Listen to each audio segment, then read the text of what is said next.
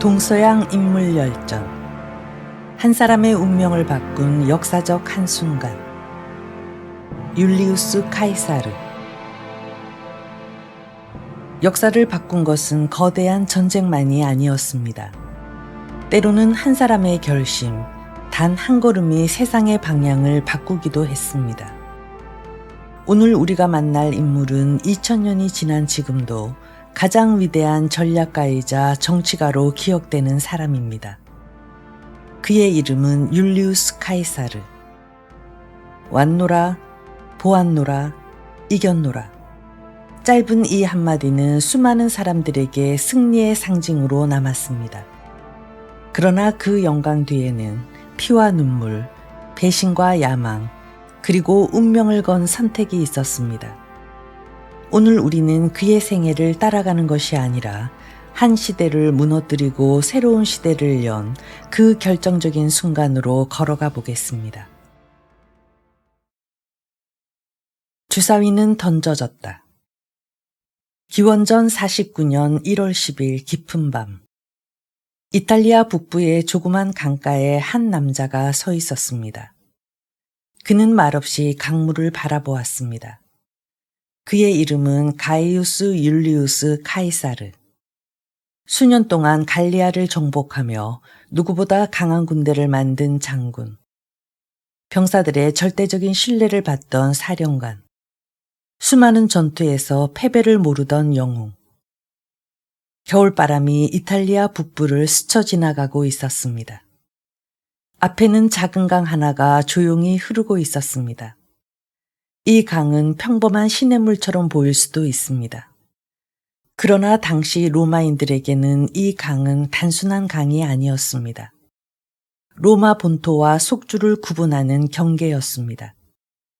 무장한 군대를 이끌고 이 강을 건너는 것은 곧 국가에 대한 반역을 의미했습니다. 카이사르의 뒤에는 사선을 함께 넘나든 정예 군단이 숨을 죽인 채 서 있었고, 그의 앞에는 로마 천년의 법률이 서슬퍼렇게 흐르고 있었습니다. 이 강을 군대를 이끌고 건너는 순간 그는 로마의 영웅에서 추악한 반역자가 될 운명이었습니다. 강물은 차가웠고 밤바람은 매서웠습니다. 로마 전체의 운명을 양 어깨에 짊어진 채 그는 밤이 새도록 강물만을 바라보았습니다. 건너갈 것인가? 돌아설 것인가? 강은 넓지 않았습니다.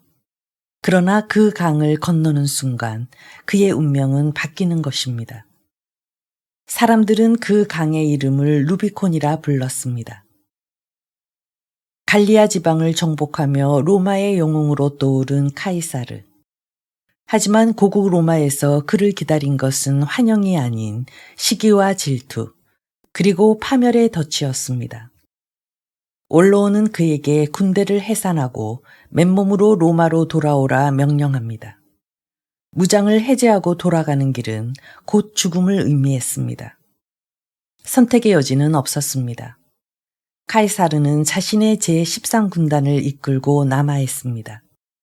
그리고 마침내 본국 로마의 국경선인 루비콘 강 앞에 다다랐던 것입니다. 당시 로마의 법은 엄격했습니다. 그 어떤 장군이라도 무장을 한 채 이 강을 건너면 로마를 향한 반역으로 간주하여 사형에 처해졌습니다. 카이사르는 말에서 내려 강가로 걸어갔습니다. 사방은 고요했고 오직 흐르는 강물 소리만이 정막을 깨고 있었습니다. 침묵은 길어졌습니다. 곁에 있던 장군들도 숨을 죽였습니다. 병사들은 누구 하나 입을 열지 않았습니다. 모든 시선이 단 한 사람에게 향했습니다. 모두가 알고 있었습니다. 이 강을 건너는 것은 로마와의 전면전, 즉 수많은 피를 흘려야 하는 내전의 시작이라는 것을요. 카이사르는 한참 동안 침묵에 잠겼습니다. 그는 동료들을 돌아보며 이렇게 말했습니다. 지금이라도 돌아선다면 우리는 안전할 걸세. 하지만 이 다리를 건너는 순간 모든 것은 달라지겠지. 결정적 한순간 그의 머릿속에는 수많은 생각들이 스쳐 지나갔을 것입니다. 로마의 평화, 자신을 따르던 병사들의 죽음, 그리고 자신이 꿈꾸던 새로운 로마의 이상. 멈추면 파멸이고 나아가면 반역인 외통수 속에서 카이사르는 인간으로서 느낄 수 있는 가장 깊은 고독과 마주하고 있었습니다. 찰나가 영겁인 듯한 그 순간은 너무도 길고 조용했습니다. 그러나 시간은 야속하게 흘러 눈앞의 강물이 새벽빛에 조금씩 밝아오기 시작했습니다. 그때였습니다. 카이사르의 눈이 매섭게 빛났습니다. 고뇌로 가득했던 그의 얼굴에 단호한 결단이 서렸습니다. 그는 더 이상 주저하지 않았습니다. 마침내 동이 터올 무렵 그는 역사의 물줄기를 완전히 바꿔버릴 한마디를 던집니다. 주사위는 던져졌다. 군마의 고삐를 쥐어잡으며 그는 전 군단을 향해 외쳤습니다. 인간들이 만들어 놓은 법이 정의를 가로막는다면 이제 신이 기다리는 곳으로, 우리를 모욕한 원수들이 기다리는 곳으로 가자. 위대한 정복자 카이사르가 자신의 운명과 로마의 미래를 걸고 루비콘 강을 건너던 그 숨막히는 새벽바람은 서늘했습니다. 말발굽 소리가 거칠게 새벽의 정적을 깨뜨렸습니다. 카이사르가 먼저 강물로 뛰어들었고 그 뒤를 따른 제3군단의 발걸음이 루비콘 강을 뒤흔들었습니다. 차가운 강물이 말굽을 적셨습니다. 거칠게 튀기는 물보라 속에서 수백 년 이어져 온 로마 공화국의 종말과 새로운 제국의 서막이 시작되고 있었습니다. 역사는 훗날 이 순간을 인류 역사상 가장 유명한 결단 가운데 하나로 기록하게 됩니다. 그러나 카이사르는 처음부터 영웅도 형제도 아니었습니다. 그 역시 한 명의 소년이었습니다. 그리고 그 소년은 귀족의 집안에서 태어났지만 평탄한 삶과는 거리가 먼 시대를 살아가야 했습니다. 이제 시간을 조금 더 거슬러 올라가 소년 율리우스 카이사르가 어떻게 자신의 운명을 만들어갔는지 함께 살펴보겠습니다. 해적을 비웃은 청년. 루비콘 강을 건너기 훨씬 전 로마의 한 귀족 가문에서 한 아이가 태어났습니다. 기원전 100년 그의 이름은 가이우스 율리우스 카이사르였습니다. 그가 태어났을 무렵에 로마는 이미 세계를 향해 뻗어나가고 있었습니다. 그러나 로마 내부는 화려한 만큼이나 깊은 갈등을 품고 있었습니다. 귀족들은 권력을 놓고 다투었고 장군들은 군대를 등에 업고 정치를 흔들었습니다. 공화국은 겉으로는 강해 보였지만 안에서는 조금씩 금이 가기 시작하고 있었습니다. 젊은 카이사르 역시 평탄한 삶을 살지는 못했습니다. 당시 로마를 장악했던 독재자 술라는 카이사르에게 아내와 이혼하라고 명령했습니다. 권력을 지키기 위해서였습니다. 그러나 20살 남짓한 청년 카이사르는 뜻밖의 대답을 합니다. 아내를 버릴 수는 없습니다. 그 한마디는 그의 목숨을 위태롭게 만들었습니다. 술라는 그의 재산을 몰수했고 카이사르는 로마를 떠나 숨어 다녀야 했습니다. 많은 사람들은 그가 여기서 역사의 뒤안길로 사라질 것이라 생각했습니다. 그러나 술라는 결국 그를 용서하면서도 의미심장한 말을 남겼다고 합니다. 저 젊은이 안에는 수많은 마리우스가 들어있다. 훗날 사람들은 이 말을 예언처럼 기억하게 됩니다. 세월이 흘러 카이사르는 군인으로 복무하며 경험을 쌓았습니다. 그러던 어느 날 그는 소아시아를 향해 배를 타고 가던 중 뜻밖의 일을 겪습니다. 지중해를 장악하고 있던 킬리키아 해적들에게 붙잡힌 것이었습니다. 몸값을 요구받은 카이사르는 조금도 두려워하지 않았습니다. 해적들은 그의 몸값을 20달란트로 정했습니다. 그러자 카이사르는 크게 웃으며 말했습니다. 겨우 20달란트라고. 너희들은 내가 누군지 모르는군. 적어도 50달란트는 받아야 하지 않겠는가. 해적들은 어리둥절했습니다. 인질이 몸값을 더 올리라고 말하는 일은 처음이었습니다. 하지만 더욱 놀라운 일은 그 다음부터였습니다. 카이사르는 해적들의 포로가 아니라 손님처럼 행동했습니다. 시를 낭독하고 연설을 들려주며 해적들이 집중하지 않으면 꾸짖기까지 했습니다. 그는 농담처럼 이런 말을 반복했습니다. 내가 풀려나면 반드시 너희들을 잡아 십자가에 매달겠다. 해적들은 크게 웃었습니다. 젊은 귀족의 허세라고 생각했지요. 마침내 몸값이 지불되었고 카이사르는 풀려났습니다. 대부분의 사람이라면 살아남은 것만으로도 감사했을 것입니다.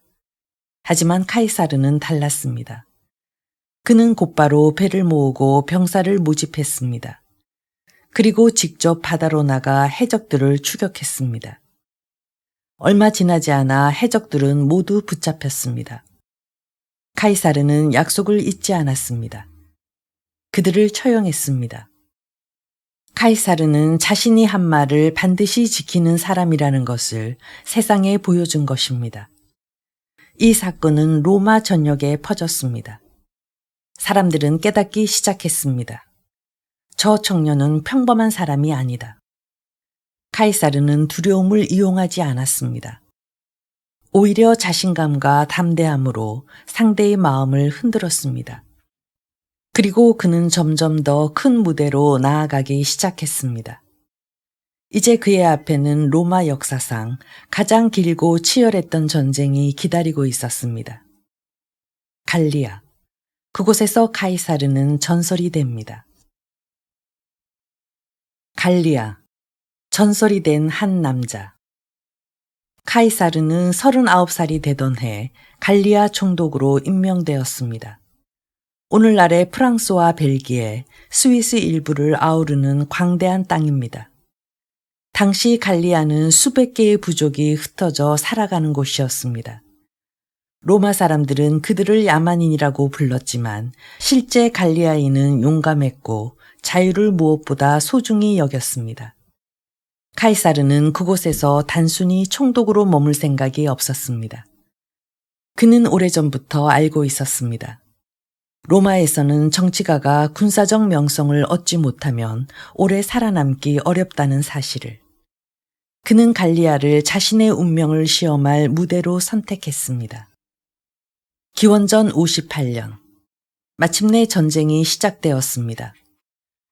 첫 승전보가 로마에 전해졌고 사람들은 뛰어난 장군이 나타났다는 소문을 듣기 시작했습니다. 그러나 그것은 시작에 불과했습니다. 이후 8년 동안 카이사르는 숲을 넘고 강을 건너고 눈 덮인 산을 넘으며 수십 차례의 전투를 치렀습니다. 병사들은 굶주렸고 혹독한 겨울을 견뎌야 했습니다. 때로는 적보다 추위가 더 무서웠습니다. 하지만 카이사르는 언제나 병사들보다 먼저 일어나고 마지막까지 진영을 살폈습니다. 그는 화려한 천막보다 병사들의 모닥불 곁을 더 자주 찾았습니다. 전투가 끝나면 공을 자신에게 돌리지 않고 병사들에게 돌렸습니다. 그래서 그의 군단은 명령을 따르는 군대가 아니라 장군을 믿고 따르는 군대가 되었습니다. 한편 갈리아에도 걸출한 지도자가 등장했습니다. 젊은 족장 베르킨 게토릭스였습니다. 그는 흩어져 있던 부족들을 하나로 묶어 로마에 맞섰습니다. 갈리아 전역이 들끓었습니다. 카이사르는 일생일대의 적과 마주하게 된 것입니다. 두 사람의 마지막 승부는 알레시아라는 성체에서 벌어졌습니다. 카이사르는 놀라운 결단을 내렸습니다. 성을 포위하는 성벽을 쌓는 것만으로는 부족하다고 판단한 그는 바깥에서 몰려올 지원군까지 막기 위해 또 하나의 거대한 방어선을 구축했습니다. 안의 적과 밖의 적을 동시에 상대하는 역사상 보기 드문 작전이었습니다. 병사들은 밤낮 없이 흙을 퍼나르고 말뚝을 박았습니다. 마침내 갈리아 연합군이 몰려왔습니다. 성 안에서는 베르킨게토릭스가, 성 밖에서는 수십만에 이르는 지원군이 로마군을 협공했습니다. 로마군은 사방에서 압박을 받았습니다. 패배는 눈앞에 다가온 듯 했습니다. 그때 카이사르는 가장 위험한 전선으로 직접 말을 몰았습니다. 붉은 망토를 휘날리며 나타난 총사령관의 모습을 본 병사들은 다시 방패를 움켜쥐었습니다. 그들은 끝내 전선을 지켜냈습니다. 마침내 성문이 열렸습니다. 베르킨게토릭스는 말을 타고 천천히 카이사르의 앞으로 나아왔습니다. 그는 말에서 내려 무기를 내려놓고 말없이 승자를 바라보았습니다. 한 시대가 저무는 순간이었습니다. 이렇게 갈리아 전쟁은 끝났습니다. 로마는 전례 없는 영토를 얻었고 카이사르의 이름은 제국 전역에 울려 퍼졌습니다. 그러나 가장 큰 변화는 전쟁터가 아니라 로마에서 일어나고 있었습니다. 원로원은 이제 카이사르를 영웅으로 바라보지 않았습니다. 그들은 카이사르를 두려워하기 시작했습니다. 저 사람이 군대를 이끌고 돌아온다면 공화국은 과연 살아남을 수 있을까?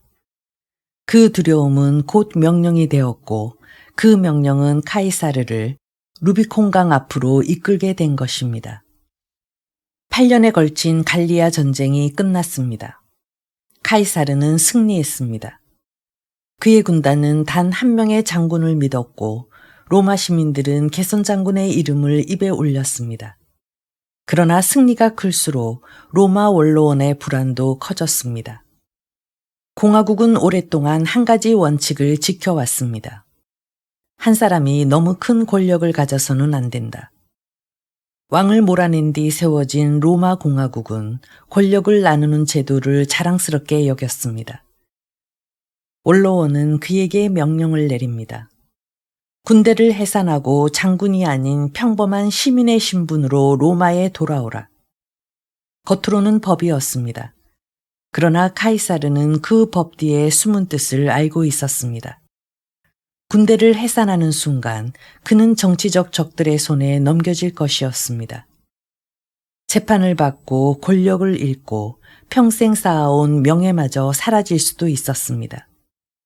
그의 가장 강력한 정적은 한때 친구였던 사내였습니다. 폼페이우스. 한때 카이사르, 폼페이우스, 크라수스는 함께 로마를 움직였습니다. 사람들은 그들을 삼두정치라 불렀습니다. 그러나 크라수스가 전쟁터에서 죽자 균형은 무너졌습니다.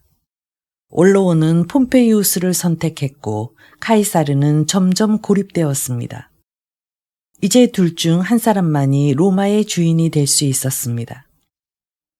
기원전 49년 1월, 카이사르는 루비콘 강 앞에 서 있습니다.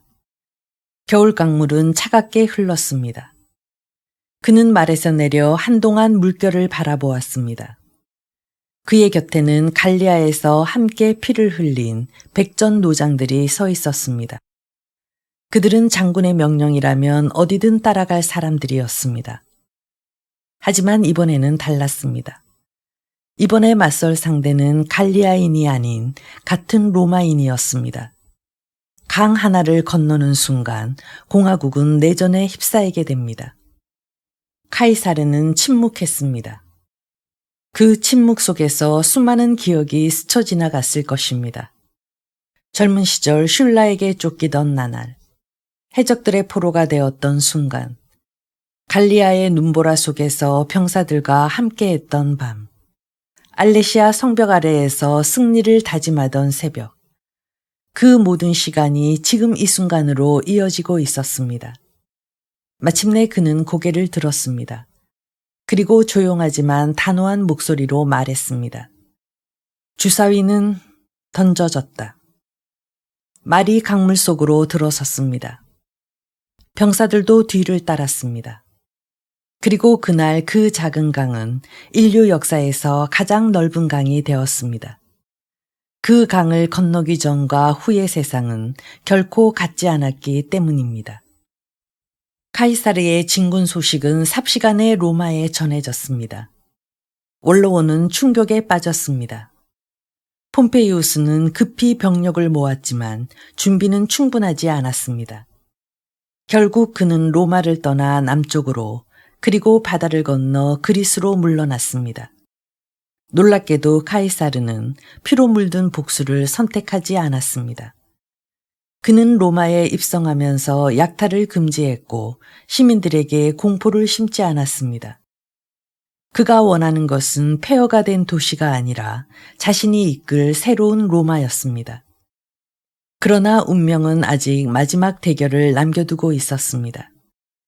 공화국의 운명은 이제 파르살루스 평원에서 결정될 것입니다. 그곳에서 카이사르와 폼페이우스는 마침내 마지막 승부를 벌이게 됩니다. 3월 15일, 공화국의 마지막 칼날. 마침내 두 사람은 기원전 48년 파르살루스 평원에서 운명의 결전을 벌입니다. 병력은 폼페이우스가 더 많았습니다. 원로원의 지지와 로마의 전통도 그의 편이었습니다. 반면 카이사르의 군대는 오랜 원정으로 지쳐 있었지만 누구보다 서로를 믿었습니다. 전투가 시작되자 먼지가 하늘을 뒤덮었습니다. 창과 방패가 부딪히는 소리, 말의 울음소리, 병사들의 함성이 평원을 뒤흔들었습니다. 승패는 오래 걸리지 않았습니다. 수많은 전장을 함께한 군단은 다시 한번 카이사르를 승리로 이끌었습니다. 패배한 폼페이우스는 이집트로 달아났지만 그곳에서 비참한 최후를 맞았습니다. 그의 목이 잘린 채 카이사르 앞에 받쳐졌을 때 사람들은 승리한 장군이 기뻐할 것이라 생각했습니다. 하지만 카이사르는 오래도록 그 얼굴을 바라보았다고 전해집니다. 한때 함께 로마를 이끌었던 동지, 이제는 역사의 희생자가 되어 그의 앞에 누워 있었습니다. 카이사르는 승리를 원했지만 이러한 끝을 바라지는 않았을 것입니다. 내전은 끝났습니다. 로마는 다시 하나가 되었고 카이사르는 누구도 넘볼 수 없는 권력의 자리에 올랐습니다. 그는 달력을 개혁했습니다. 오늘날 우리가 사용하는 태양력의 기초가 된 율리우스력이 이때 탄생했습니다. 행정을 정비하고 속주를 개혁했으며 빚 문제를 조정하고 시민권을 확대했습니다. 로마는 빠르게 변화했습니다. 하지만 변화가 클수록 두려움도 커졌습니다. 원로원 안에서는 속삭임이 번졌습니다. 카이사르가 왕이 되려 한다. 로마인은 왕이라는 말을 가장 싫어했습니다. 공화국은 왕을 몰아낸 뒤 세워진 나라였기 때문입니다. 카이사르가 종신 독재관으로 임명되자 그 불안은 공포가 되었습니다. 마침내 수십 명의 원로원 의원들이 비밀리에 모였습니다. 그들은 자신들을 공화국의 수호자라고 믿었습니다. 그리고 암살의 날이 정해졌습니다. 기원전 44년 3월 15일, 로마력으로 이드스 오브 마치. 카이사르는 몸이 좋지 않았습니다. 아내 칼푸르니아는 불길한 꿈을 꾸었다며 원로원에 가지 말라고 만류했습니다. 점쟁이 또한 경고했습니다. 3월의 이드스를 조심하시오. 하지만 카이사르는 웃으며 원로원으로 향했습니다. 폼페이우스 극장안 회의장. 의원들이 그를 둘러쌌습니다. 한 사람이 청원서를 내미는 척하며 가까이 다가왔습니다. 순간 칼날이 번쩍였습니다.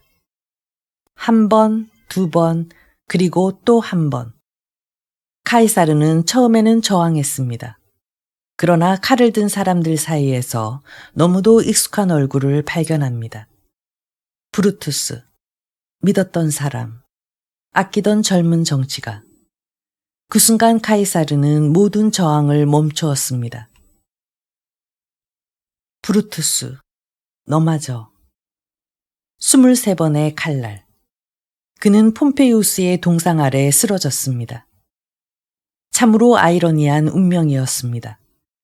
평생의 경쟁자 앞에서 생을 마감한 것입니다. 암살자들은 외쳤습니다. 공화국은 살아났다. 그러나 그들의 기대는 오래가지 않았습니다. 카이사르가 죽자 로마는 평화를 되찾은 것이 아니라 더욱 깊은 혼란 속으로 빠져들었습니다. 새로운 내전이 시작되었습니다. 그리고 마침내 카이사르의 양자인 옥타비아누스는 모든 경쟁자들을 물리치고 초대 황제가 됩니다. 사람들은 그를 아우구스투스라 불렀습니다. 공화국은 끝났고 로마 제국의 시대가 열렸습니다. 카이사르를 죽인 칼은 한 사람의 생명은 끊었지만 시대의 흐름까지 되돌리지는 못했습니다. 루비콘 강을 건넌 그날부터 이미 역사는 새로운 길을 선택하고 있었던 것입니다.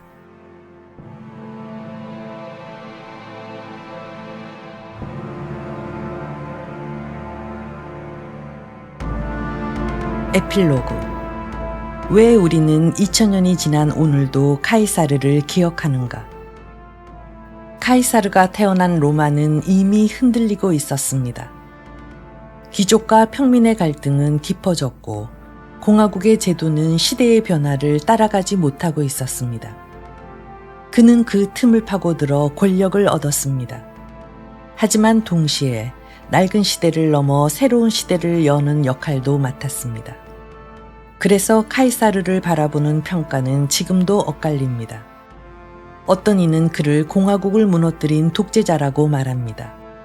또 어떤 이는 혼란에 빠진 로마를 새로운 질서로 이끈 개혁가라고 말합니다. 역사를 움직인 사람들은 언제나 빛과 그림자를 함께 남겼습니다. 오늘 우리가 오래 기억해야 할 것은 그의 삶이 보여준 결단입니다. 그는 기회가 왔을 때 머뭇거리지 않았습니다. 실패를 두려워하기보다 아무것도 하지 않는 것을 더 두려워했습니다. 그의 모든 결단이 옳았던 것은 아닙니다. 루비콘 강을 건너는 순간 그는 새로운 시대를 열었지만 동시에 수많은 생명을 전쟁으로 몰아넣었습니다. 권력은 세상을 바꾸는 힘이지만 그 힘은 언제나 대가를 요구하니까요. 그리고 또 하나, 카이사르는 수많은 전쟁에서 살아남았습니다. 갈리아의 숲에서도, 브리타니아의 바다에서도, 파르살루스의 전장에서도 죽지 않았습니다. 하지만 끝내 그의 생을 마감하게 한 것은 적군의 창이 아니었습니다. 가장 가까이 있던 사람들의 칼날이었습니다. 오늘날 우리는 카이사르의 이름을 기억하지만 그를 죽인 수많은 사람들의 이름은 대부분 잊고 살아갑니다. 역사는 승자만을 기억하는 것이 아닙니다. 시대를 바꾼 사람을 기억합니다. 루비콘 강은 이탈리아에만 있는 작은 강이 아닙니다. 우리의 삶에도 저마다의 루비콘이 있습니다. 결정을 미루고 싶은 순간, 두려움 때문에 발걸음을 멈추고 싶은 순간, 되돌아갈 수 없음을 알면서도 앞으로 나아가야 하는 순간, 2000년이 지난 지금도 그의 이름이 살아있는 이유는 그가 수많은 전투에서 승리했기 때문이 아니라 한 시대의 끝과 새로운 시대의 시작을 자신의 삶으로 증명했기 때문입니다. 그리고 오늘 우리가 진정으로 만난 것은 카이사르라는 한 사람의 운명을 바꾼 결정적 순간을 넘어 역사가 움직이는 순간이었습니다. 카이사르가 던진 주사위는 결국 로마 공화정을 무너뜨렸고 훗날 거대한 로마 제국이 탄생하는 불씨가 되었습니다. 우리는 살아가면서 수많은 선택의 갈림길에 섭니다. 카이사르처럼 거대한 역사의 순간은 아닐지라도 우리 역시 저마다의 루비콘 강 앞에 서서 밤을 지새우곤 합니다. 건너기 전에는 끝없는 두려움과 고뇌에 휩싸이지만 일단 강물에 발을 내딛고 나면 돌이킬 수 없는 운명의 수레바퀴가 굴러가기 시작합니다. 카이사르의 위대함은 그가 반역에 성공했기 때문이 아니라 모두가 주저할 때 자신의 선택에 책임지며 과감히 강물로 뛰어들었던 그 결단력에 있을지도 모릅니다. 지금 우리 앞에 놓인 아직 건너지 못한 루비콘 강은 무엇일까요? 오늘 밤 카이사르의 거친 숨결과 새벽 강물의 서늘함을 떠올리며 우리들만의 주사위를 던져보는 시간이 되었으면 좋겠습니다. 다음 시간에도 역사의 거대한 흐름 속에서 자신의 운명과 시대를 마주했던 또 한 사람을 찾아 함께 떠나보겠습니다. 지금까지 동서양 인물열전 역사적 한순간이었습니다. 함께 해주셔서 감사합니다.